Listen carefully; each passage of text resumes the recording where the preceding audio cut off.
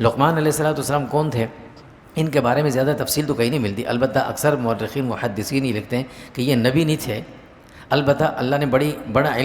علم سے نوازا تھا، اور جس وقت یہ جب دنیا میں موجود تھے اس وقت کوئی نبی موجود نہیں تھے، تو ان نبی کی غیر موجودگی میں یہ لوگوں کی رہنمائی فرمایا کرتے تھے۔ تو ایک روایت میں آتا ہے، معارف القرآن میں مفتی شفیع صاحب نے بھی لکھا رحمۃ اللہ علیہ نے، کہ ان سے اللہ رب العزت نے پوچھا الہاماً کہ تمہیں حکمت چاہیے یا نبوت چاہیے؟ حکمت سے مراد حکیم نہیں ہے، حکمت سے مراد دانائی، سمجھداری، فہم اور فراست۔ تو انہوں نے حکمت کا انتخاب کیا۔ بعد میں ان سے کسی نے پوچھا کہ آپ نے ایسا کیوں کیا؟ نبوت جیسے مقام آپ کو مل رہا تھا اور آپ نے حکمت کو اپنایا۔ تو یہ فرمانے لگے کہ میں نے اس لیے کیا کہ اللہ نے اگر مجھے نبوت دینی ہوتی تو اللہ خود دیتے، اور جب اللہ خود دیتے ہیں کسی کو نبوت تو پھر اللہ کی مدد بھی ان کے ساتھ ہوتی ہے، اور میں اگر اللہ سے مانگ کر نبوت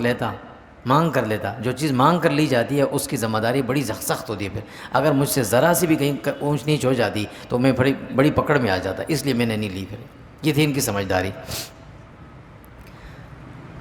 کچھ تاریخی روایت میں یہ بھی آتا ہے کہ یہ حضرت نوح علیہ السلام کے جو سب سے بڑے بیٹے تھے حام، یہ ان کی اولاد میں سے تھے، یعنی یہ جو حبشی النسل جو سیاہ فام لوگ ہیں ان میں سے تھے، جیسے حضرت بلال حبشی رضی اللہ تعالیٰ ان میں سے تھے۔ انہوں نے اپنے بیٹے کو آخری وقت میں جو نصیحت کی تھی وہ یہ تھی کہ اے بیٹے شرک نہ کرنا، اللہ باریک سے باریک چیز سے بھی باخبر ہیں، اپنے عمل میں اخلاص پیدا کرنا، نماز پڑھنا، امر بالمعروف اور نہی عن المنکر کرتے رہنا،